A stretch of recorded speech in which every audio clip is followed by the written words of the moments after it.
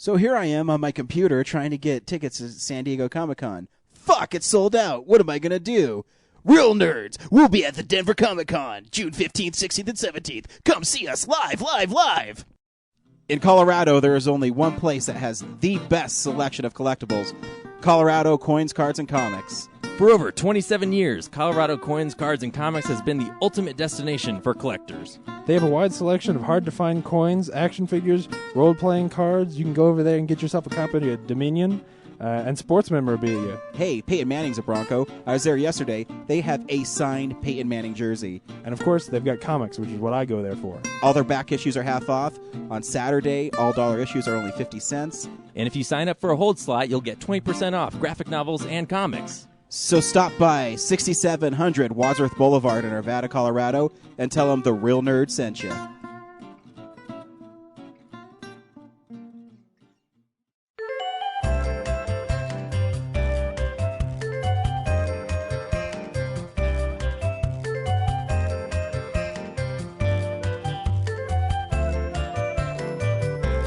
Hey, loyal listeners of Real Nerds. I am Ryan. To my right is James. And in Budapest this week is Brad. He's exploring Vlad the Impaler's castle. He's going to see if he can find Dracula. That's kind of cool, Brad. It's really cold up here. It's not very Are you echoey in a castle. constipated? That was... I'm shivering, James. Oh, okay. Not All very right. echoey in that castle, though, is it? Oh, it will be after post. Nice, nice. Way to take that out. See, a lot of people don't know that Brad is a world traveler, so every week when we do the show, Brad is in a new place. It's kind of like Where in the World is Carmen Sandiego. Yeah, only he's always right here. He is, but, you know. I'm a missionary of movies. He is. He spreads the love around the world. Don't say real missionary news. and spreads. Yeah. that was a sexual innuendo for all It those was. people out there who Yeah. don't know that. Anyways, this week we saw The Cabin in the Woods. Real news. It's real news.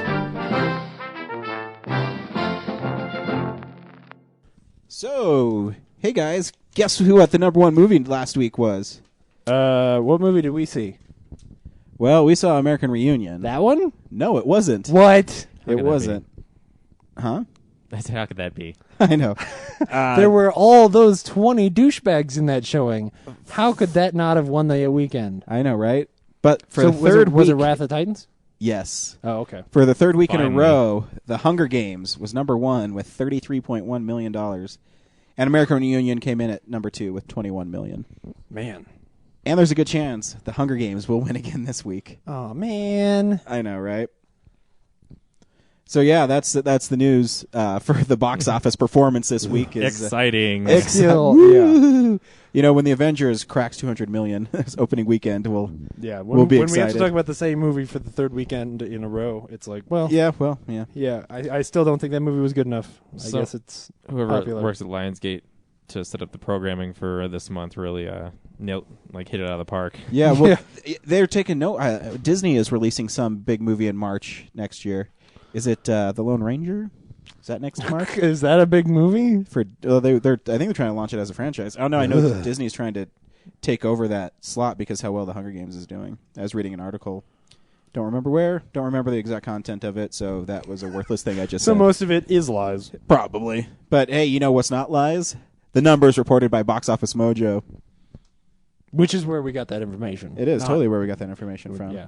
We're just throwing that Next out. week on DVDs, one of the movies I've been waiting for, Ghost Protocol? Ghost Protocol, comes out on Blu-ray. Oh, How long have you had that pre-ordered for? Like a month and a half.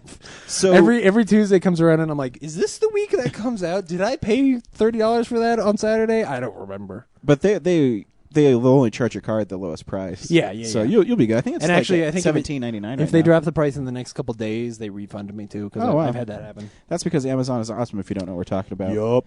Love Amazon. Also, Frozen Planet with Attenborough doing the narration is on Blu-ray and DVD. Richard Attenborough? Yeah, because I think Is it what's his Oprah name? again? No, guy from 30 Rock and Clerks, the animated series. Alec The black Baldwin? guy? No, Alec Baldwin. Alec Baldwin. Yes, he I had to say it narrates- 3 times before he listened to me. He has headphones on. James was talking over you. Yeah, but nothing I Um, was saying was intelligent, so Yeah, why Alec would you Baldwin listen? narrates the American version because I watched an episode. So Is it good? Oh. Yeah, it's like Planet Earth thing, Just pretty. just frozen all the time. There's Pretty. no jungles. There's no. Yeah. And a movie I actually feel I like meant Richard to Attenborough would be better. see last year, but I never got around to it. Shame comes out on Blu-ray and DVD, which I'll probably pick up at Redbox. I don't think I'm going to spend $17 to see Michael Fassbender's dick. That's really a shame. Oh, hey, look at this pun guy. This thank you. pun machine. All right, that's it. That's my joke. I'm going home. And also American Dad Volume 7. It's on Volume 7 already. Wow. Oh, how did they not DVD. cancel that show 7 seasons ago? I don't know. I've been watching on Adult Swim. I think it's pretty funny. It's all right. All right, that's it. I'm going home. So, did you know that if you log on to digitalbits.com and you click on their box art, you can order directly from Amazon? Yes. And you support Digital Bits, where we get all our information on release dates from. So, thank you. I knew that because Digital we Bits. talk about it every week. We do. So, I mean, I'm just trying to help us out here. Oh, for the people listening, right? Yeah, because, I mean, I don't give a shit about you. I give a shit about our people that listen. Well, you don't have to say it out loud. Well, I was thinking it, so I didn't want to. Okay. So yeah, that's the releases. Thank you, Digital Bits, and you remember you can follow us on Twitter, real_nerds, and you can also email us realnerds@gmail.com. And if you want to hit us directly, you can also like us on Facebook, like everybody else. Real Nerds Podcast. In case you couldn't find us on Facebook, even though you're listening to Real Nerds Podcast, you're like, how can I find these guys on Facebook? It's Real Nerds Podcast. Come on. Don't talk down to the audience. Well, I don't know. I'm better than everybody else. I'm just kidding. Come on. This is true. I am playing the Thor right now, where I just think I'm awesome. Like he does when he comes to Earth. I thought you just meant because Chris Hemsworth is really, This guy puts really on a handsome. Tebow jersey. He thinks he's the baddest ass guy ever. I know. Uh, So did you guys know that they finally revealed where The Simpsons takes place? Springfield. This has been true Springfield. from the beginning. Yeah, Like, everybody- Springfield, Oregon. Oh, That's what it was like in the modeled real after. world. Yeah, Oh. in the real world. Oh, that's He weird. announced that, and if you follow The Simpsons forever, it's kind of a long-running joke on The Simpsons that, hey, the Springfield is everywhere, because I think every state has a Springfield. Yeah. There is a Springfield, Colorado, which we're from. There's a lot of Springfield places. There is. I don't know why they need to reveal it. Like that's Yeah, part of the it's joke that I weird that- enjoyed, that you Yeah. can never figure it out, and now it's like a definitive place. It just I don't know Well- why people are so anxious to know. Yeah, I mean, he's just really appealing to the hardcore fans. And, whatever. At this point, who cares? I mean, the show gets canceled next season anyway, so it. And I'll watch the last episode. I haven't watched a new episode in, 7 years. So. Yeah, me neither. Though I saw an episode recently, like an old repeat, some episode with Lisa. I don't remember which one, and it was still really great. That Oh, show, yeah, the first, 7 seasons are man, amazing. It really holds up. Speaking of amazing, did you guys read the interview with Amazing Spider-Man director Mark Webb this week? No, I didn't. I skipped that article because I knew you were going to tell me about it. Oh, I'm going to tell you right now. Is Really? your spider sense tingling about it? Wait. No. Okay, well, mine is. Okay. So he's going to spread the origin out over a couple movies. Really? Not the. Here's a little thing that I actually liked when I read his little interview. He's taken his parents' origin and spreading it out over a couple movies. Okay. But what I liked what he said in the interview, because I've been talking about this a long time. One of my biggest fears about this movie is they're not going to kill Uncle Ben. Yeah. Not that killing anybody's good, but I mean that's who Spider-Man is. No, yeah. Without that character dying, there is no Spider-Man. And it's like, it's like Batman's parents. Like Exactly. And a kind of a throwaway thing he said at the end. He said Uncle Ben's death transforms him emotionally, but it happens in a different way. So as long as Peter Parker is some way responsible for Uncle Ben's death and he learns from it, I think it's okay. If you don't want to have him shot by a burglar, because I mean, yeah, that's fine. I don't think that is what's important. I think it's interesting that he is going to be Spider-Man before Uncle Ben is dead. That's what's weird. Yeah, he did say too that there's going to be no wrestling match. There's going to be no. That's cool because they already did it perfectly. They And so don't- exactly. So I'm kind of hoping too that after reading that maybe the origin isn't a flashback. That it's could just be. these quick little things, and he yeah. So we'll see. Also, But it also probably means whatever the third movie is, Green Goblin. totally, it better be throwing Gwen Stacy off a bridge. Yeah. Oh yes. That'd be amazing. Spider-Man. I so want to see Emma Stone die. No, wait, that's not what I meant. But you know what I love is I hope the next movie is called The Spectacular Spider-Man, and then the third one, The Sensational Spider-Man. We'll see. Which is I weird think it because should be they're really. sensational, then spectacular Spider-Man. What's weird is they're all pretty much based on the Ultimate Spider-Man, which we will talk about later. We will, unfortunately. And the last little bit of news I have is more comic book stuff, but something I'm really excited for. The Avengers had its world premiere yesterday Yeah. in L.A., but a little cool part about the premiere is they are filming a new scene tonight. Mm-hmm. Because I read some tweets from some celebrities, and my favorite one is from Damon Lindelof, and he said, the Hulk we've been waiting for has at last arrived, which is cool, but hashtag Avengers, fuck yeah. So, and I was reading a lot of tweets from Seth Green and guys like that, and I guess Mark Ruffalo's Hulk almost steals the movie. So Weird. Kind of interesting because people were a little, I guess the character they're most worried about was him stepping into the role Yeah, of he's the the Hulk. rockiest one in that group because Yeah. everybody else has at least one solid movie. Well, unless you didn't like Captain America, And then you're behind then them. you're a commie. Well, that's true. I mean, you're a reasonable film goer, but you're definitely a communist. But no, yeah, but you're right because the other ones, even I think Captain America was great, Thor was great, Iron Man was great. And the truth is, I think Incredible Hulk is a great movie. I think so too. But it's not him. It's not Yeah. Mark Ruffalo. And it's not one that people talk about. Yeah. You know, I don't think people necessarily realize that movie is the one that leads into And this. if they watch the Thor Blu-ray and you watch The Consultant, how it ties Yeah. everything in there, Tony Stark's a consultant, is awesome. So that was kind of cool things that I read this week. But I guess there's still even a post-credit thing that they've already filmed. So I don't know Yeah. if they're adding to it as well. But that's kind of cool that that movie comes out in 3 weeks. Yeah. And they're filming one more scene to put in the movie. So no one knows what the last scene is, I guess. Yeah, and we talked about this in the car too. But he also said that they cut out the scene that I just expected was going to be the way the movie starts. To be honest with you, where Captain America goes and visits the woman. I don't remember Sharon her name. What? Is it Sharon Carter? Yes. No, Penny. Peggy Yeah. Carter. Peggy Carter. Okay, whatever her name is. Her daughter Sharon, who shoots Captain America in the comic books. That's He fucked up. he goes to visit her, and we get this really emotional scene. And Joss Whedon said it was the best scene that he thinks he wrote for the whole movie, and he cut it out for That's all pacing right. reasons. Blu-ray is going to have 45 minutes of deleted scenes. Yeah. And Kevin Smith once gave me 20 minutes on why that's an important thing to do in your movie. Exactly. So, I totally understand why he did it. It just makes me sad. It'll be on the DVD. It will. That's what I got for real news. Brad. Hey, do you guys remember all those times that they talked about how they were going to make another Sin City movie? Yeah. Yeah, they're still talking about how they're going to make that. That was the news. Like, really, they put out an article this week like, hey, no, seriously, we're still going to make that. I have no real interest in seeing. Wasn't that Robert one of those. Rodriguez trying to make like 6 movies right now? Yeah, and 3 of them are probably kids' movies, and they'll be garbage. Shorts too, yay! I forgot he made that movie. Everyone did. I tried to block it from my mind. He's a cool filmmaker when he wants to be. Yeah, absolutely. Because he's doing Machete 2 as well. Machete kills. Which there And was then some... Machete kills again. I love Machete. Yeah, it's awesome. I still have not seen it. I have a Blu-ray. You can borrow it. Okay, cool. Sounds good. The Blu-ray's disappointing. Not the movie. Not you the mean movie. What's packed? Yeah, the what's package. like with it. Yeah, Yeah. yeah. And they're also AMC this week has been talking to Robert Kirkman because he created The Walking Dead. And, He did all by himself. and that show is doing really, really well. And saving that network from having to cancel some of the shows that they really love, and some of the shows they should cancel, like The Killing.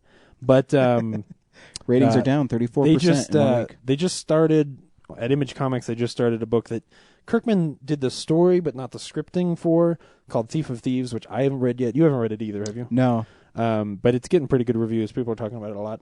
And they're talking about making that into a TV show as well, which is weird because honestly, my first reaction was like, AMC needs to step away from Robert Kirkman a little. Like, I like the idea of making more Robert Kirkman things into TV shows, but I don't want it to be the Robert Kirkman channel. Like, you know what I'm saying? Like, it just makes me a little nervous because when one of those fail, I don't know what it means if that show fails or if the only thing I can relate it to is I thought Buffy suffered the first season. Joss Whedon wasn't on it, season 4, when they had Angel at the same time. Yeah. Because I think Angel season 1's actually really good. Yep. But Buffy, some of the stories in season 4 are amazing. The Gentleman, what's it, Hush, Yeah. and a couple other ones, but then it really lacked in some of them. Bad Beer, I can't stand. Oh. That's the only episode of Buffy I can't watch. I can sit down and watch any of them. Didn't he actually say it was like decanonized? Or no, on the DVD he actually makes did. a joke about like, and that one episode that know which one I'm talking about is really he says, we've had amazing episodes this season, and one we'll never talk about again, or something like that. It's such an it's in after-school my special. Yeah, it's in my DVD guide or something on Yeah. for the season 4. But yeah, Buffy? I hadn't even Okay. thought about what you were getting at, which is that if he goes over to Thief of Thieves, how will that make Yeah. Walking Dead suffer? Yeah. But I mean, they're in the early talk, so it's not like that's necessarily going to happen. But it's interesting because anytime the AMC starts talking about what their next show is going to be, I start paying attention because Yeah. I expect it to be good. The Killing, Mm-hmm. go shove it. But anyway, I think it's exciting. I look forward to it. What else happened this week? Brad, you don't have anything, do you? I got 2 things. ahead. Since they can't seem to come to an agreement on the actors' contracts for The Office, they're thinking about doing a reboot of the show. What? Wait, what? I did not see this. Yeah, I read it on via AV Club. I guess because they The still haven't AV figured Club, out. is it real? It's The Onion. Yeah, I know. That's what I mean. Is it real? Yeah. Like the article? Oh, I know. I'm just kidding. AV Club Yeah. is No. actually it's respected. veiled in humor, but Yeah. Yeah. At the same time, I think it's real news. But yeah, they Krasinski, Fisher, and then Dwight might go off and still do his farm show, The Farm. Yeah. But they'll put like a whole new younger cast in the office with maybe 1 or 2 So they're other pulling people still there. They're pulling a Scrubs, Yeah. Yeah, which look how well that turned out. yeah. Yep. That I don't want to see. I would just rather have it just end. Yeah, that's should what I just said a end it. year ago. Like that's the problem when you run a show for however many seasons that was, 7 seasons Mhm. up until Steve Carell left. Yep. That's a good run. 7 seasons is good. Finish it. Like Mhm. give it an ending and let it die in peace. No, don't just beat it to death and bleed it for everything it's got, because then you get this bullshit. Like whatever this season is, it's going to be half good. And then people are going to remember The Office as that show that was really good for a while, instead of that really special show Yeah. that was great for a long time. Yep. Well, I just recently watched Cheers, and after Shelley Long left, like some of those seasons toward the end are pretty bad, but no one remembers Cheers as being like a show that died. Well, because that's not a show where they changed half the cast and where Yeah. the Not half the main cast, but- they changed one of the characters who was in the love triangle, which I mean that's a big deal, but it's not this. I love Kirstie Alley. Just kidding. I hated Sam and Diane. Yeah. But yeah, I felt like, given what they had this season, they actually still maintained a pretty quality show. Although they've been on hiatus, and the episode they left us on was kind of like meh. Mhm. So hopefully How I Met Your Mother did that too. yeah, hopefully they. I think there's like 4 episodes left, so hopefully they really do some kind of game-changing thing, or maybe they are preparing for the cleaning house. We don't know. And then Entertainment Weekly released images of Anne Hathaway in her Catwoman suit, I just got that issue today. Yeah, they did. Oh, and yeah, Yeah. it's weird. it doesn't look that different from when she's writing on the Batpod or Yeah. whatever version she has. So I wasn't that shocked. Yeah, Yeah. it. But the thing with, the Batman movies is the publicity stills, you really don't get any idea of like what's going on in the movie. I mean, and costume wise, it's it never really tells you how that costume's going to look on film. Like Captain America is like that too. Every time I see a still from the Avengers, I think, man, that Captain America costume looks like garbage. But then you see and I felt that way about one of the other Avengers movies, but I don't remember which one right now. And then you see it on film, and they end up looking fine. And the Catwoman one, it looks a little bit costumey, Mhm. It doesn't quite look like it's grounded in reality the way that I feel like they Man in a pulled bat off. suit In is? well, no, I think no, I know, but the conceit of the movie is Batman, so I forgive it that. Yeah. And there's an origin there, so I understand where it came from. Plus, I think they do a good job of making it look pretty militaristic, Yeah. whereas hers looks like they're making. It looks more like a costume out of an Avengers movie, which is more of a comic booky kind of movie. Whereas I feel like Christopher Nolan's comic book movies are they're so much more grounded in reality. I feel like that it I don't know, it throws me off a little. But I'm sure that in the movie it'll be great. Yeah, we'll see. As long as the CG in that football field looks better than it does in the trailer, that movie's going to be great. Most anticipated movie of the year. Not for me. Not for me either, but dicks. But hey, Hey, one out of at three least is one okay. of us. At least one of us says, wait, Brad, are you saying that it is yours or that it's not yours? I have several, or a couple. No, Yeah, it's not your several. most anticipated movie of the year. I don't have a ranking system. It's Oh one my of God. How have you not been working on your ranking system? Didn't you get the memo? them. No, I Fudge. didn't. Oh, I think Well. you didn't send one out. we'll work on this. Brad's for not next- big on for ne- ranking anything. For next week, we'll get a ranking system in place. I'm like, hey, Bureaucracy. Well, when we force him to stick to numbers, he puts things like Hobo with a Shotgun at number 1. Yeah, I So know. how can we even trust this? we can't. Oh, you're just setting yourself up for a grand old number one this year. I know it's gonna be God, freaking it's gonna Father's be, Day. No, it's gonna be Doubt, man. Stick it to you it's gonna so be hard. It's gonna be a 2009 movie. I watched it I'll dig this farther year. back. I'll like Gone with the Wind or something. Wrath of Khan, because we'll see Wrath of Khan in theaters, so he'll make that his movie of the year. I can already see it. Cool. Is that what you Fuck got? you, James.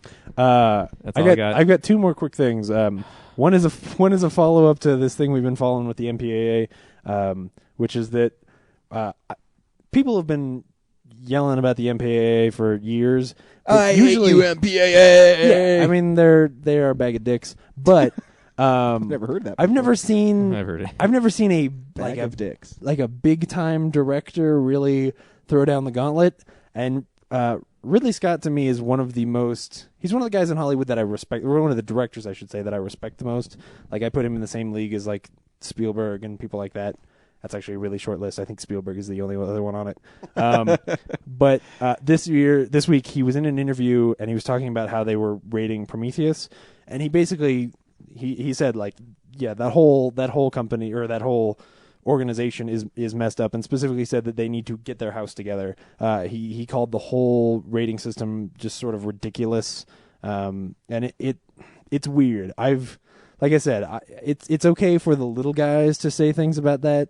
But to have somebody like him who is so well respected come out and say like, yeah, this whole thing is broken and needs to get fixed, I think is a big deal. Yeah, I mean that's what they need. They need a director like him to be the one who leads the charge. Or Yeah. it's never going to change. I mean, I don't know if he's going to necessarily do that because he's pretty quiet. Yeah, But just to have somebody like that who is that forward about it is Mhm. kind of nice. Because yeah, it's true. Like his kind of point was like, okay, if Prometheus fails because they give it an R rating instead of a PG-13, everyone loses. Like so many people have spent money on this, and people who want to see this movie aren't going to get into it. No one wins by making this movie R instead of PG-13. It's going to hurt the entire industry. And I mean, he doesn't say if Prometheus, but he said if a big movie fails. but didn't he say that he knew Prometheus was going to be rated R? Yeah, I mean, I think he made it to be rated R, but Yeah. his point Wait. was like, I thought it was PG-13. No, I don't know. No, it's not rated yet. Mhm. That's why they were asking him about it, because they're not The really original sure. Aliens rated R, so Oh, absolutely. that did But- okay. Yeah, but in the 70s, that rating system was different. First of all, there was That's no right. PG-13. Yeah. Plus, rated R didn't have like now it's gotten so economized where it's like, well, there are G movies that families go see, and there are PG-13 movies that everyone goes and sees. And if you fall into either of the other categories, you do not make as much money. Like R-rated movies just don't make as much money. That's why The Dark Knight wasn't rated R. It's not really because that movie should have been rated PG-13. It's because too many people would have lost too much money if that movie was rated R. oh yeah, it's all political. Could it Yeah. have been rated R?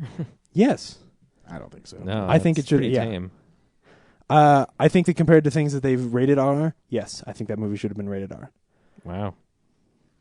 I mean, remember, this is the year that Slumdog Millionaire was rated R for violence.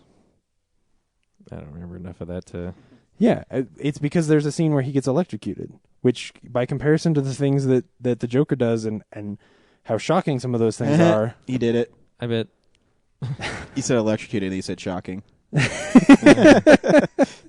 You're right. Anyway, Don't things get electrocuted like when Iron Man flies around and shoots things? Or no. I mean, it's a more intense scene than Iron Man shooting stuff. I mean, all the these guy. judgment calls doesn't seem right. No, there is a scene where anyway. I'm commenting on the MPAA. Yeah.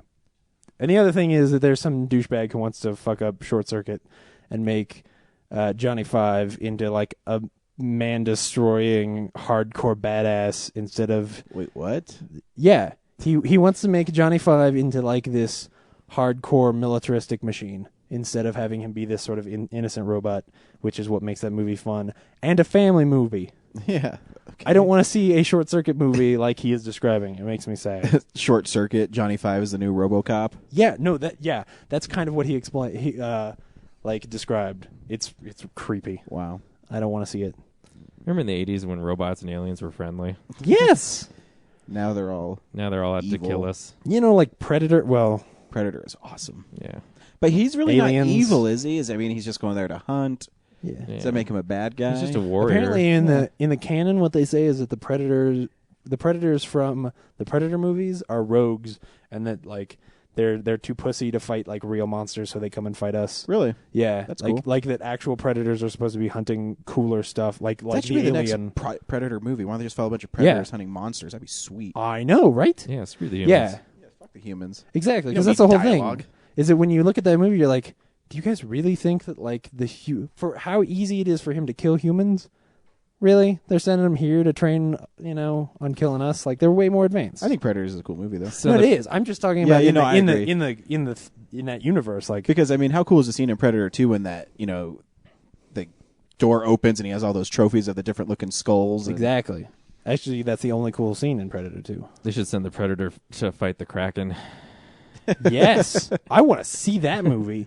that would be Predators sweet. versus Greek gods. You know what Samurai I'm- hamsters, Predators fighting Krakens. I should be a producer. You should. And Sam Worthington can just have a mask on and go constantly. Then he doesn't have an accent at all. One of the great segue, by the way. Our new. You can't call it out before you do the segue. That ruins the segue beforehand. No, because I was gonna. Anyways, we have Not a very good our segue new now. sponsor this week is my favoriteest comic store in the whole world. Mine too. Yep, Brad's. It would be my favorite, but it's like 35 minutes away from my house. Should still be your favorite. You're Coin just Colorado Coins, Cards, and Comics has agreed to sponsor us, and because I wanted to do a comic book angle because I read comic books all the time, and so does James. Brad, you do too, but I thought it'd be fun to have. I haven't picked a name for it. I was going to call it Comic Book Corner, but it doesn't even have to have a name.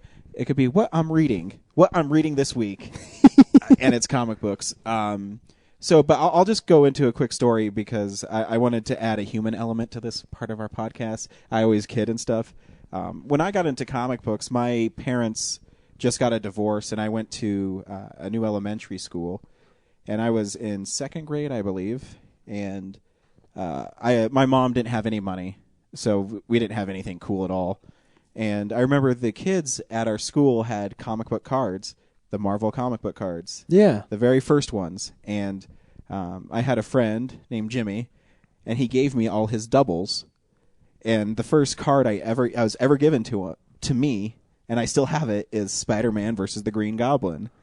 And so I took the card and I read the back about how the Green Goblin is responsible for the death of Gwen Stacy. And I cherish that card to this day. And after reading that card, it not only got me into comic books, but it got me into Spider-Man and the Green Goblin. And the next week I went to my father's house because my parents were divorced, so on weekends I went with my dad. And I told my dad how cool I thought Spider-Man was. And my dad said, hey, we should go to a comic book store up the street from where I live. And that comic book store is Colorado Coins, Cards, and Comics, which has which has been there for 27 years. And so my dad took me there, and he said, Ryan, you can pick any 3 Spider-Man comics you want. I was like, cool. So I went up to the guy there, and I don't remember if it was the owner Bruce or whoever, and I said, I like the Green Goblin. And so he took me to a section in the back for the Spectacular Spider-Man, and there was a 6-part series called The Child Within. And it starred the Green Goblin and Spider-Man and this villain named Vermin. And to this day, it's still one of my most favorite stories. And so it really meant a lot to me that they agreed to sponsor our show because I grew up in this comic book store. I love comic books, and that's my story about how I got into comic books and the Green Goblin and Spider-Man, and now I'm a huge fan. And so, it sounds really hokey, but it was a really tough part of my life when, my parents are divorced and you have nothing to cling to.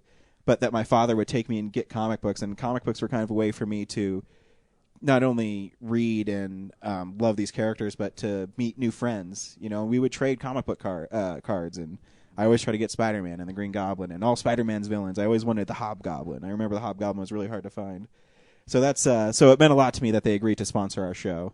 And that store manager must have been an idiot back then, because when your dad says, "Hey, go pick 3 of any Spider-Man comic you want," and he leads you back there, he doesn't pick the Golden Age ones that are like $50 a piece up top.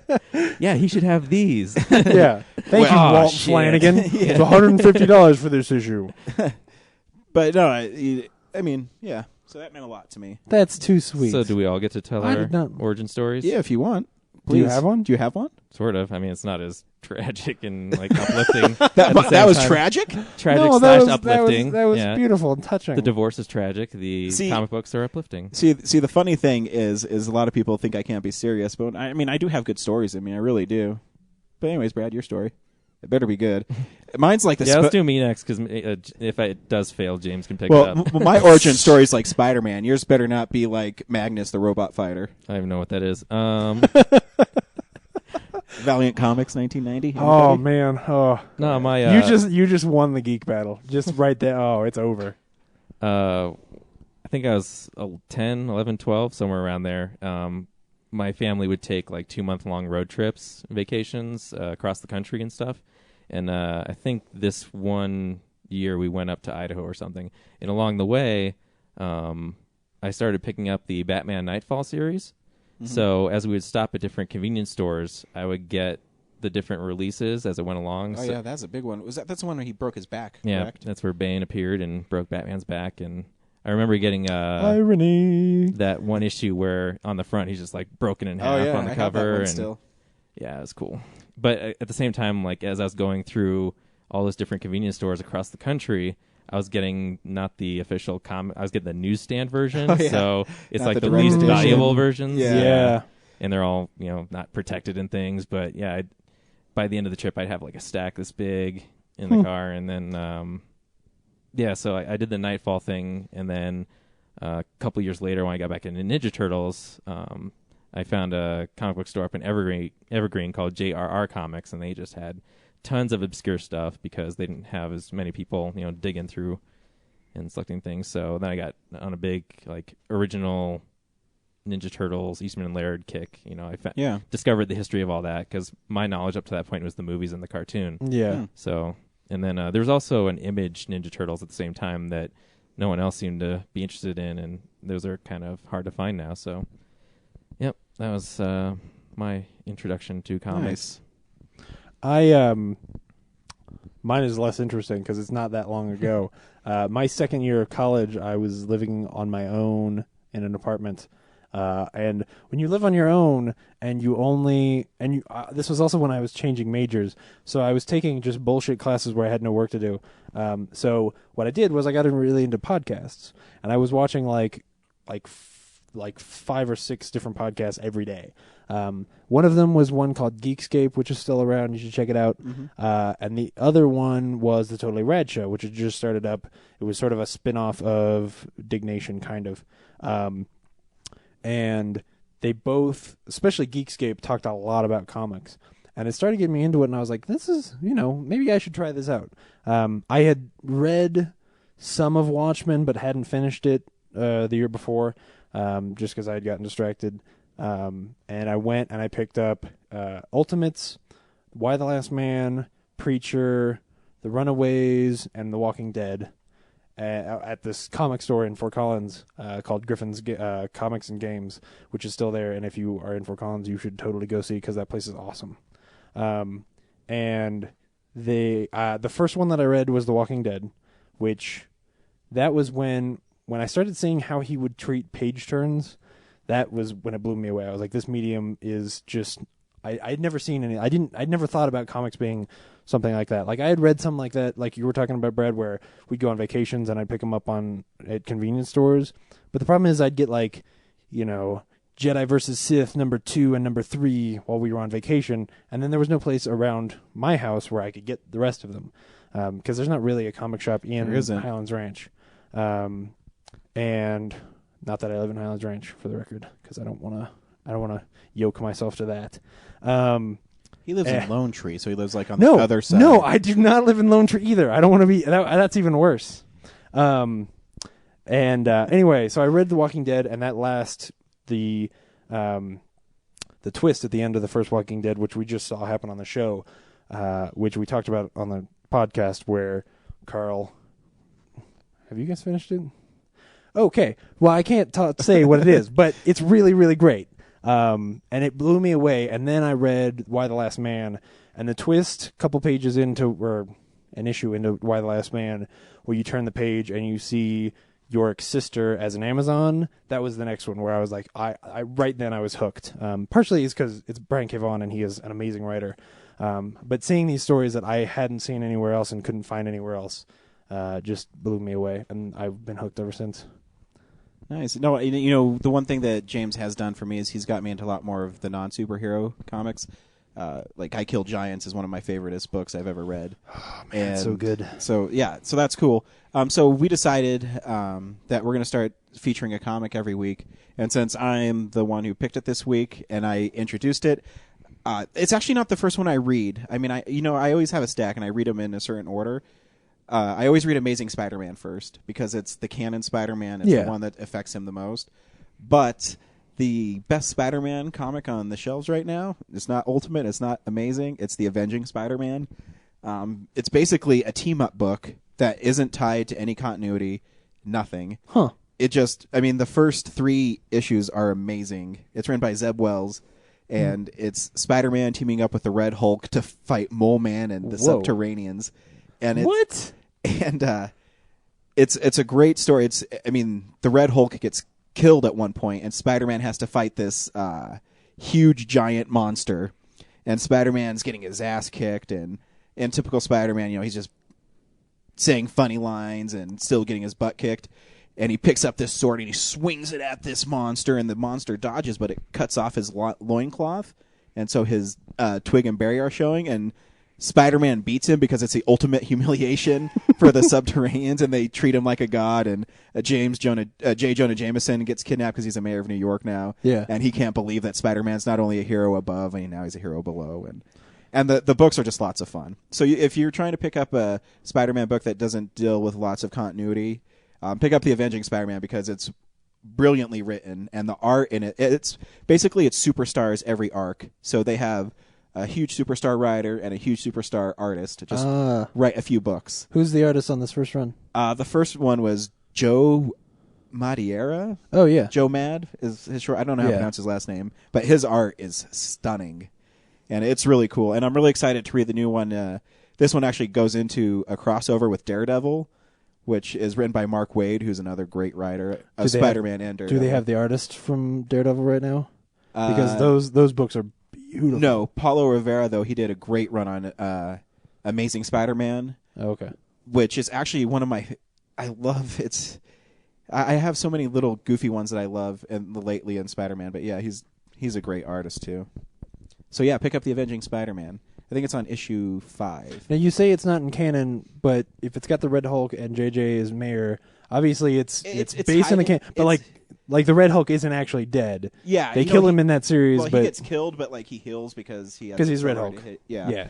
But yeah, so it's just basically because you said no canon and then you said Red Hulk, and I was like, Red Hulk is like the antithesis of no canon. Yeah, in so much that the stories don't affect what's happening in the rest of the universe. I got you. They're self-contained stories. Yeah. So pick up The Avenging Spider-Man at Colorado Coins, Cards, and Comics. Absolutely. Awesome. What are we on to now? What have we been watching? I'm so blindsided by Brian's divorce story. Oh, I'm sorry. What we've been watching. I wasn't able to watch too much this week. But what I did watch is I watched the new episode of The Ultimate Spider-Man. And this one made me really disenchanted with it. I still like the Spider-Man quips in it. I like the guy who plays Spider-Man. But as I'm watching it, I start to realize I don't like Spider-Man and team-ups very much. Yeah. And I just talked about how great the Avenging Spider-Man is, but in this, you're dealing with new superhero teenagers. That it's weird seeing Nova as a teenager, and it's weird seeing Luke Cage as a teenager, and they're not very cool. And then they have, I know this makes me sound like a total fanboy, but they have the White Tiger as some chick, and the White Tiger in Spectacular Spider-Man, the first I think it's issue 7 and 8, is like the most racist supervillain ever. So it's kind of backlash. And then they have Dr. Doom have this goofy voice. And yeah, Doom is weird because Doom is an intelligent villain. Oh, he's one of my favorite villains.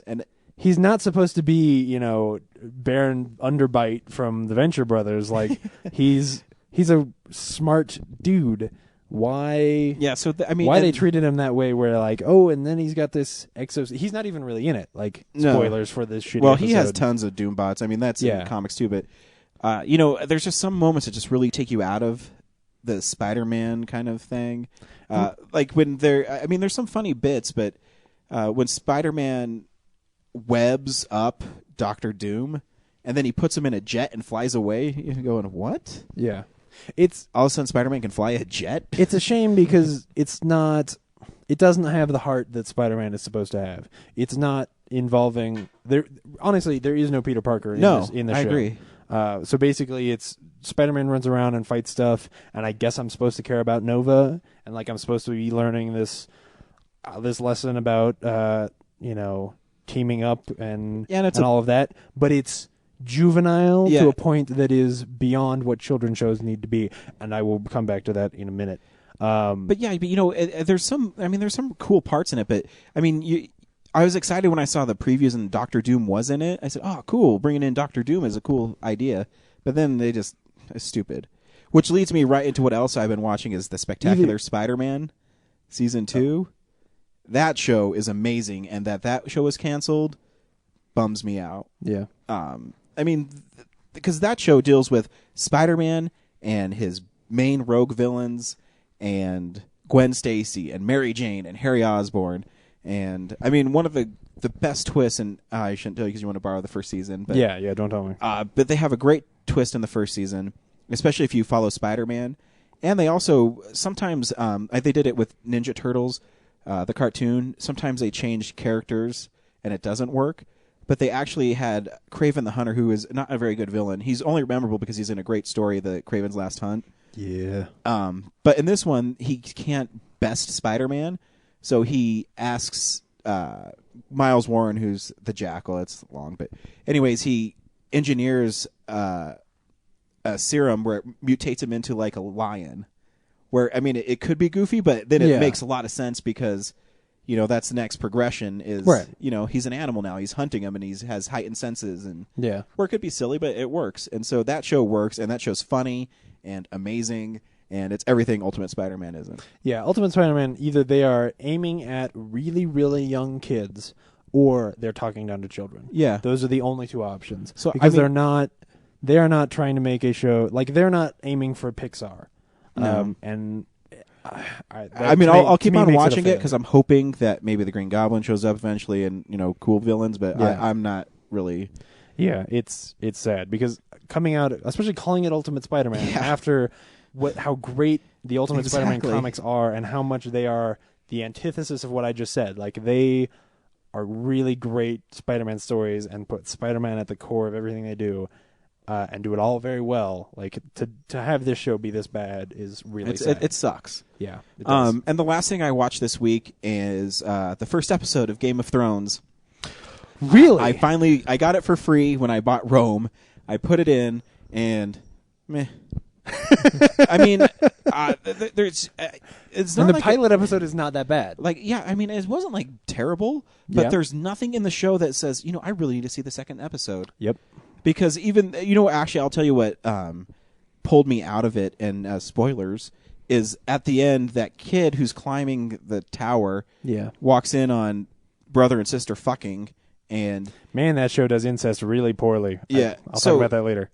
So they push this little kid out the window, and he says, I'll do anything for love. Like, that kid falling too. I'm guessing Oh, not it's even. the worst cliffhanger. I mean, guess not even his death because I'm pretty sure I saw that kid in like other. oh yeah, episodes. no, he doesn't die. So I'm like, goes into a coma. so I'm like, that doesn't make me want to watch it because it's stupid and it's poorly handled and. Oh yeah, no. And then he was running across the roofs and you could tell it's total green screen. I'm like, oh Yeah, yeah. That show for how much that show cost, it does not show. Yeah, but I mean, there's great moments. I love the scene with Sean Bean and his king when they're underneath the castle or wherever they're at, and they're talking about the sister that was buried there. I thought that was a really cool scene. Oh, yeah, that's right. I forgot about that. But I Is mean, does that episode have the midget scene fucking where horse? It does. No, the scene where the midget runs into Ned Stark's son, and The they talk bastard. about the Yeah, bastard. yeah, And yeah. they have that scene. Yeah. That was the scene where I was like, this is what this show should be. Exactly. And the fact that they wrote that scene so well and wrote the rest of it so poorly Exactly. is such a sign of the fact that they don't have their eyes set on the right prize. It's a little uneven, and then you're I guess you're supposed to know all these characters from different realms or different lands, and I'm like, okay, and I'm guessing that they gave that away for free is because they want you to buy the show and watch it, but that did not entice me to watch anything else, especially when I'm watching Rome, and I think Rome's actually really well made. Yeah. So that's what I saw this week, and so I don't know if I'll ever watch another episode of Game of Thrones. If I do, my wife's parents recorded every single episode. You don't need to watch anymore. I'll lend you Okay. a better show. Cool. Brad, should you talk about what you've been watching? Because it looks like you're going to fall asleep over there. No, I just Well, no, it's haven't- it's getting really I haven't late seen in Spider-Man Bangkok cartoons, or wherever and I he is. haven't seen Game of Thrones. So what am I supposed to say? Say, Where is he? Bangladesh. No, he's in Up your Budapest. ass. Budapest. He's. Is that even a city anymore, or did they change the name? I don't know. This isn't Mumford? geography nerds, James.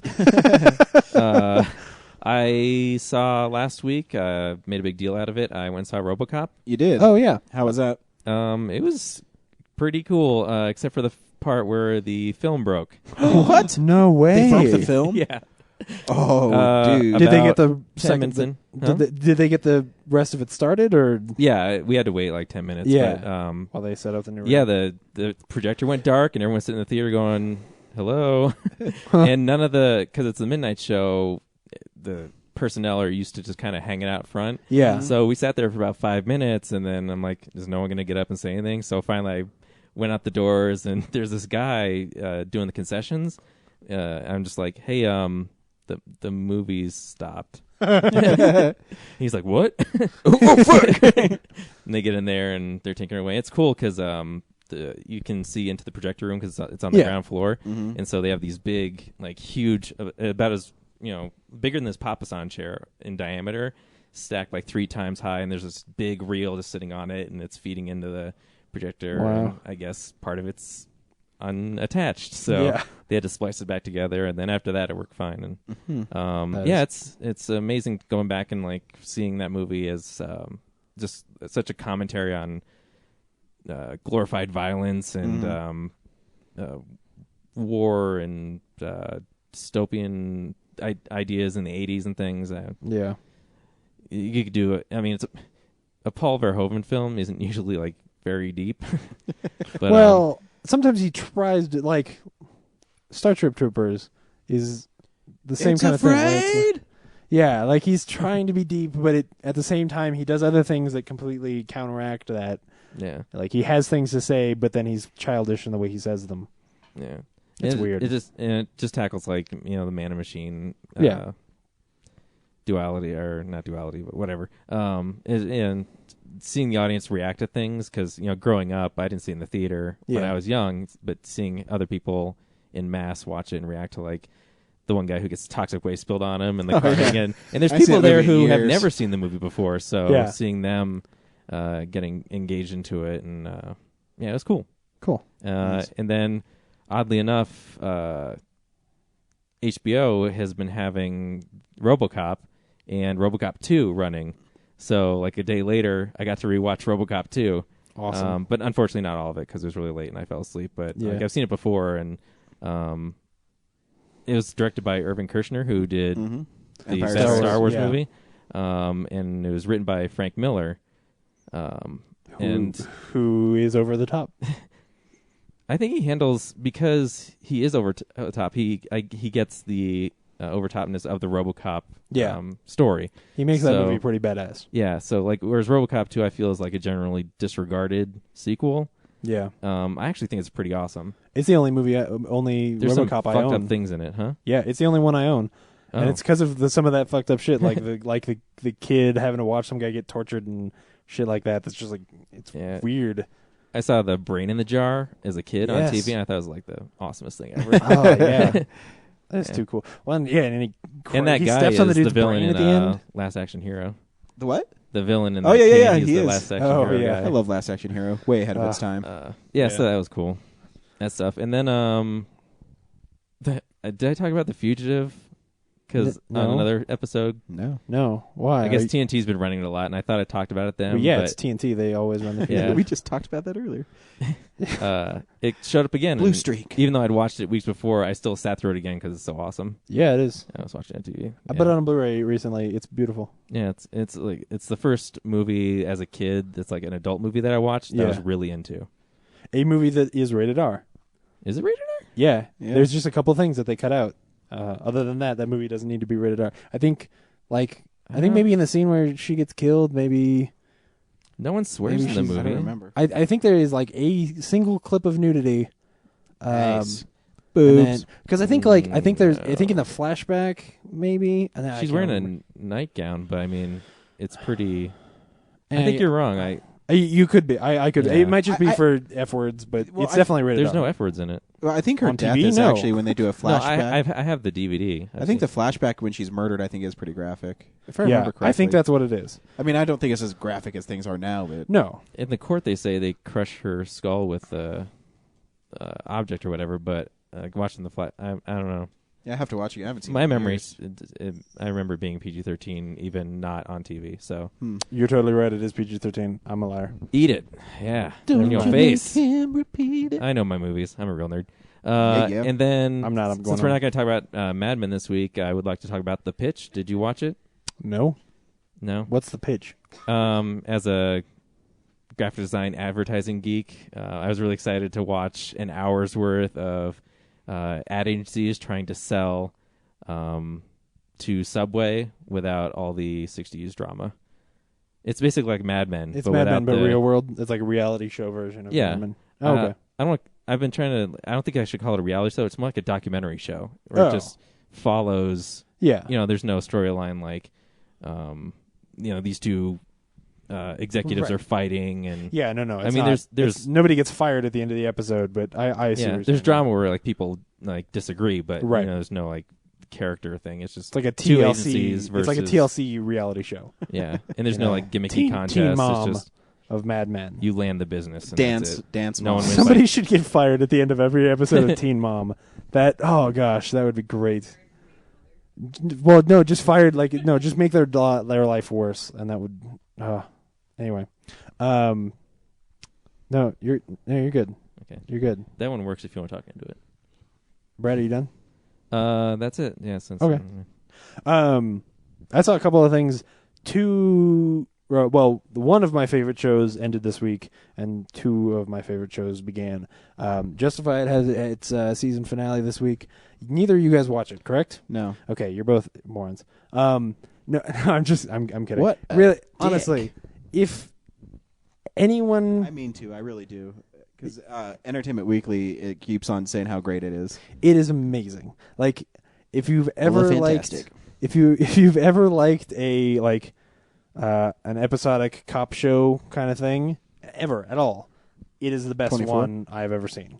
Well, yeah, Law and sure. Yeah, no, yeah, it's more like boom. anything like a Law and Order, a Terriers, any of those shows. It's better than all of those.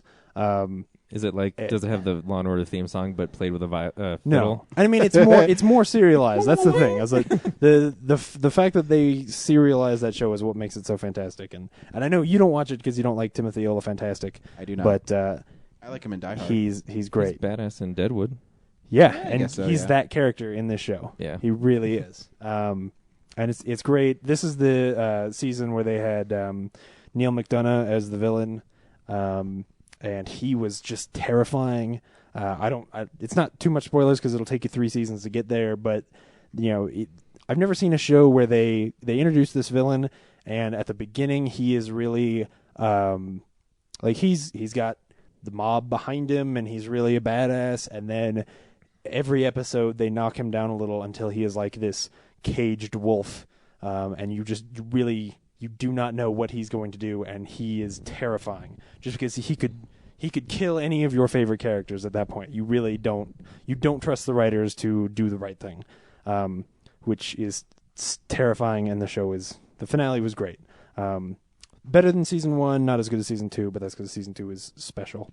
The Borgias came back this week, which is my favorite new show of last year, and it wasn't the best first episode, but it's because they're setting a lot of stuff up, and I'm looking forward to that show being great. What's funny is, especially if you watch season 1 of that show and you watch season 1 of Game of Thrones at the same time, they are the same show, and they do a lot of the same exact scenes. Like, seriously, the same scene, only they do it way better, and they build their characters in a way that makes you care about those characters, whereas Game of Thrones does not. So when I buy season 1 of Borgias, I'll lend it to you, because you'll love it. Sweet.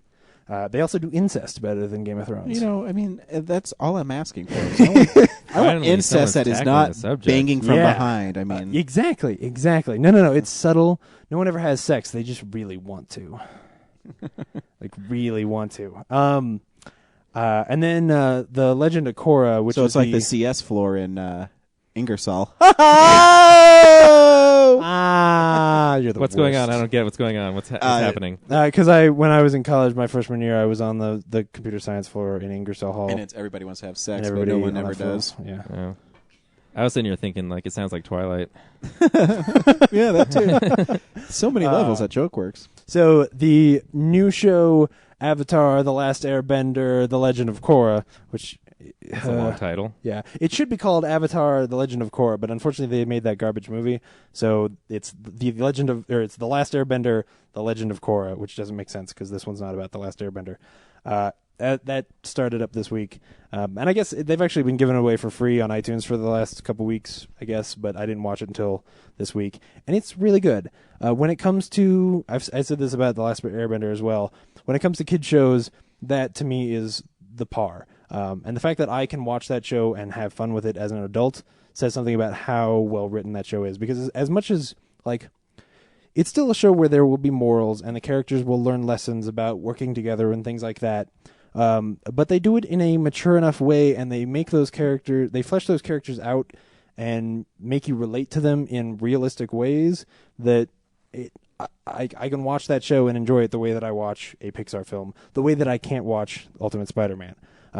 Because they're not talking down to kids, they're telling kids great stories. I mean, there's something to be said for the fact that J.J. Abrams wrote and directed one of the episodes in the first series because he recognized how good that show is. If you haven't seen Last Airbender, you should check it out. And Legend of Korra is pretty cool. It's she is basically in this universe. There are 4 different kinds of magic: earth, wind, fire, and water. And obviously, and then that's also the story in Sub-Zero mythologies. What is Sub-Zero mythology? He has to defeat Earth, Wind, and Fire. Oh shit! Not the band, the elements. Yeah. Anyway, and they're like different people who can do each of those magics, but then there's one person who can do all 4. Do they have to do the fatality at the end? Because that'd be just like mythologies. No. Anyway, and it's really cool. This time the lead character is a girl, and that's cool. But anyway, you guys don't give a shit about this awesome show. And the other thing is, for weeks now, longer than that, 2 months or so, you've been doing Robert Downey Jr. movies every week. And I was kind of inspired by that. Oh, nice. And there's this guy who I've wanted to see his movies, and I've heard great things about his movies. And I've seen a couple, and I have enjoyed most of them, but felt like for my own movie education, I should see more of them. And it's David Mamet. Who I've always been a big fan of Aaron Sorkin, and he gets compared to David Mamet a lot, except that David Mamet says fuck more. And I'd seen Glengarry Glen Ross, which is a great movie. Yeah. ABC. Yeah. And I think I had seen The Edge before, but if so, it was a long time ago and I didn't remember it enough to appreciate it.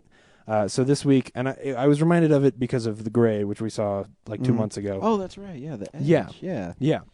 So The Edge is That's Anthony Anthony Hopkins and Came back to me. Alec Baldwin they go out into the woods, or they're flying and they crash in the woods and they have to survive. And Anthony Hopkins is this billionaire who has read a lot and knows a lot of things, and sort of his knowledge gets put to the test. And Alec Baldwin is a photographer who's in love with Anthony Hopkins' wife, clearly. Like he's, kind of chasing this guy's wife, and then they get stuck in the woods together.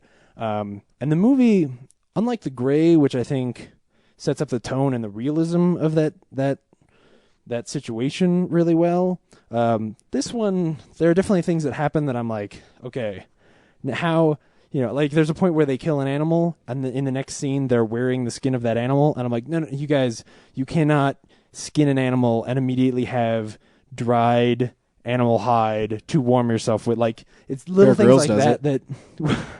I saw Bear Grylls skin a dead seal and use it as a wetsuit right away. So Yeah, but it was bloody. awesome. It was bloody and gross, and like, yeah, I guess it was. yeah, like these guys have dried pelts wrapped around them, and they've sewed them together and shit. Like, it's weird, and that's partially because like the script here is amazing. Like he sets things up and calls back to them in ways that you don't expect, and the script is fantastic and absolutely impressive, and having somebody like Anthony Hopkins deliver those lines, there are a couple of really great little speeches that are fantastic.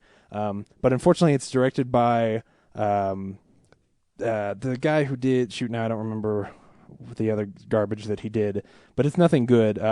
Triple X State of the Union, the sequel to Triple X With Ice Cube. with Ice My Cube. favorite Triple X. He did Next, and worst of all, he did Die Another Day. Yeah. Yeah.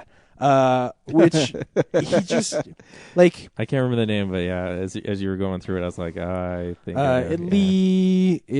Tamahori. yeah. It's hard to say his last name. That's why I forgot it. And the thing is, like, it's a 1997 movie, and they don't use a CG. The story is basically they have to fight a killer bear, like a man-eating bear.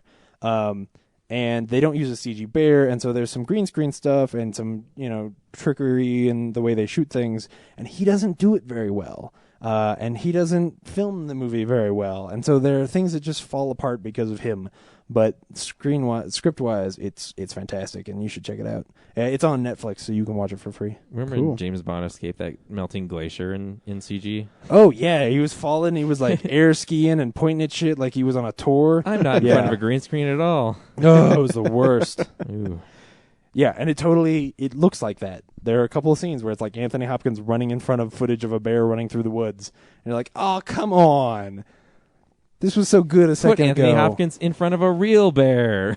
Yeah. Well, I mean, they had, like, the first credit that comes up is them thinking, like, Bart the bear, because he is the trained bear that they use. In every A movie. giant Kodiak bear. It's pretty good. You should check it out. Sweet, I will. Yeah. And then watch the bear become captivated by Anthony Hopkins' brilliant acting. And his gorgeous blue eyes. And Wait, then what? when they finally killed at the end, he had it with some fava beans and a nicely chilled Chianti. Heyo. Yeah, that movie's good. So great. Now I got to find something to latch onto and watch all the films of. Well, do. not until I get done with David Mamet. You got He's some not time. done with Robert Downey. I know. That's true, but he's down to the dregs, man. Yeah. We'll see. What did we see this week? Oh, dude, we saw The Cabin in the Woods, and James, should people go see The Cabin in the Woods? Yeah. Brad, should people go see The Cabin in the Woods? Yeah, for one reason only. What is that reason? I can't spoil it. It's so great. Yeah. Oh, okay. Well, for one reason, Brad, I think it's the best movie of the year because it So was far? yeah, Absolutely. because it was amazing. I feel like you have to sit through a lot to get to the punchline. But doesn't a lot like of Joss a lot of Whedon. the stuff He's- you sit through is great. Meh. Oh, Meh. how are you not? Oh, all right, we're gonna fight. Lori, did you want to hang out? We're going to spoil this movie pretty bad. Yeah, we are. Everybody ready? Get the show on the road!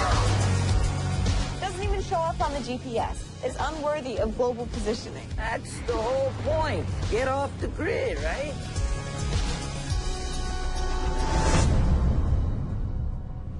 Hello? I'm thinking this thing doesn't take credit cards. Sign says closed. We're looking for, what's it called? Tillerman Road. Not to get you there, getting back. That's your concern. Oh, this is awesome. Whoa. No way.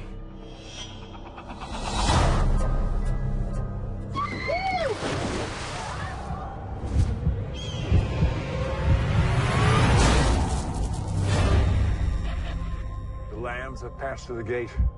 They are come to the killing floor. Get this party started! I seriously believe something weird is going on.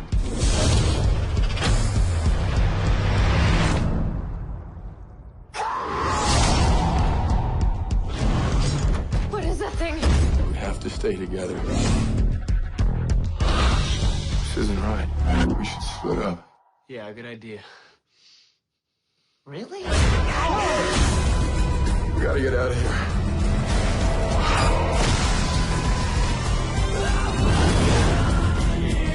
Somebody sent those things here to get us. You're missing the point. They want to see us punished.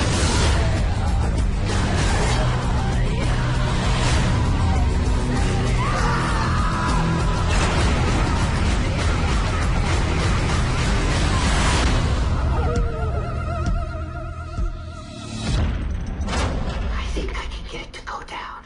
Do we want to go down?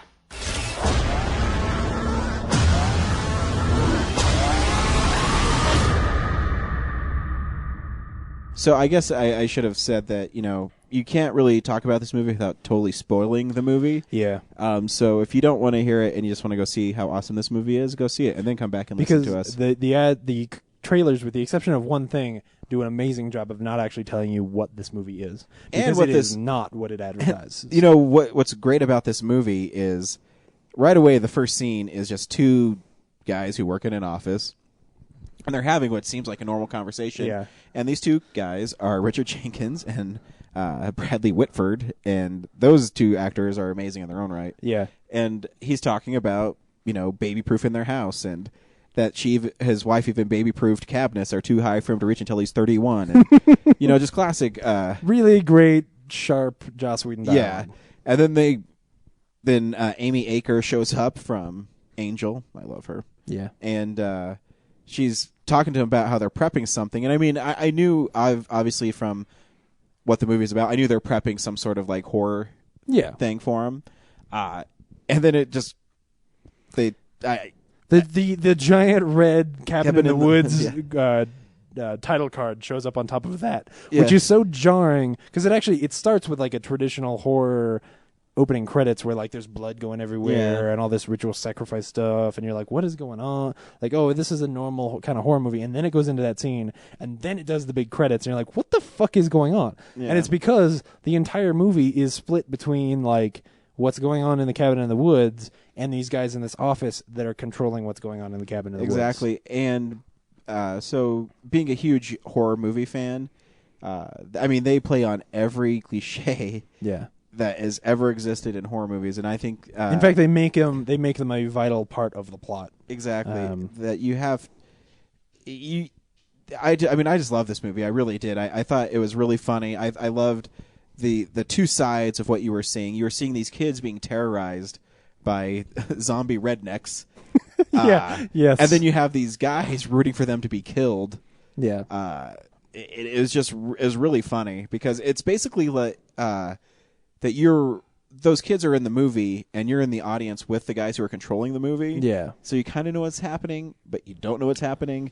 It's a commentary on the way that the traditional tropes of that genre control what happens in a movie. Exactly.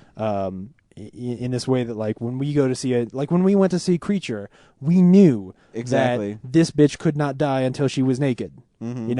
And it wasn't very satisfying because that movie was garbage. Yeah. But you knew those things because of the rules that were set up by the traditions of that genre.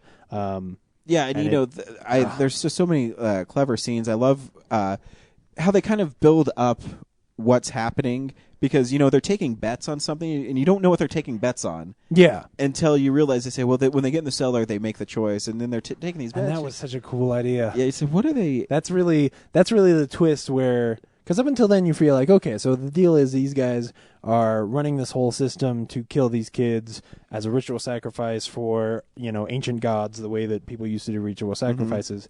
But then when you find out that, like, it's random what nasty monster is released upon them, that was really the moment where I was like, oh, this is so cool. I know, I really want to watch it again. Such a great idea. Because there were so many funny little things that could have happened to them. Did you see board. the Deadites was on that board? I did see the Deadites were on the board. And I'll say that there's so many shots from Evil Dead in that it's not even funny. Yeah. I mean, the low angle up to the cabin where they go in the cellar and you see the shoes. I mean, yeah, it's great.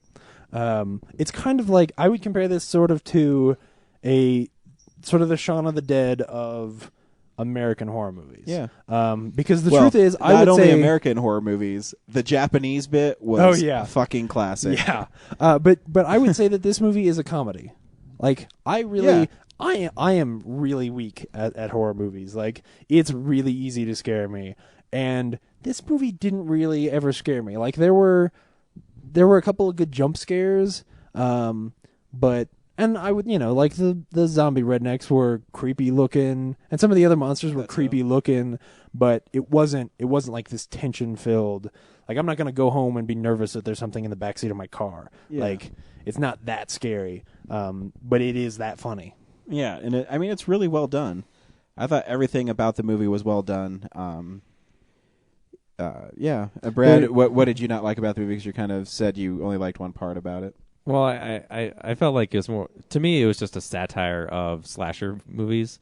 I thought it's definitely some of that. Yeah, I got the commentary about it, like they're tackling all these cliches and making light of them, and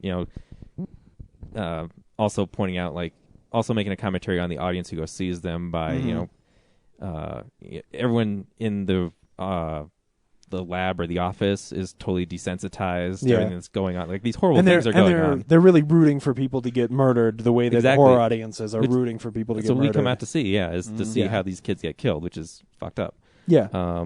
So I appreciated all that, but I just felt like it took, I felt like they needed to tackle every cliche they could. So I was like, okay, I got it after a while. And so most of the time I was just like, where is this going? Like, I see there's something weird.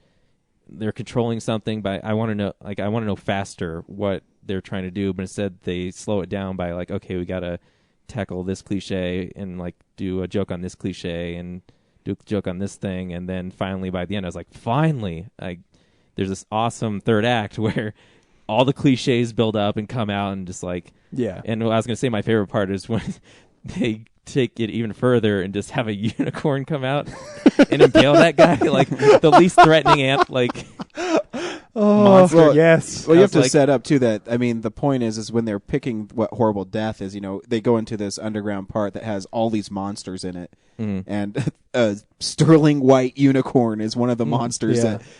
Just the monsters in general are awesome because they're not all like, they're all kind of based on some stuff, but some of them are, like, there's the one like the robot scorpion thing that's just covered in blades and just like cuts people into bits. Like, I don't even know what that was or how it would be in a cabin in the woods. But I wanted to see that movie. It was a saw blade robot or something. Like, you just had all these arms with saw blades and stuff.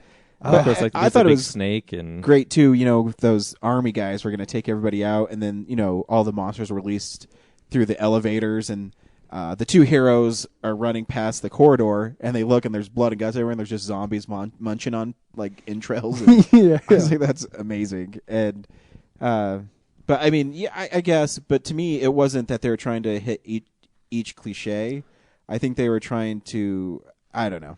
Like, I think they did a good enough job of setting up those characters in all the ways that Creature doesn't, that even though they are making fun of those horror elements, I think the movie becomes an entry into the horror genre because it makes me like those characters and I don't want to see them die. Yeah, actually, like, I do feel bad in the sex scene in the woods where I'm like, no,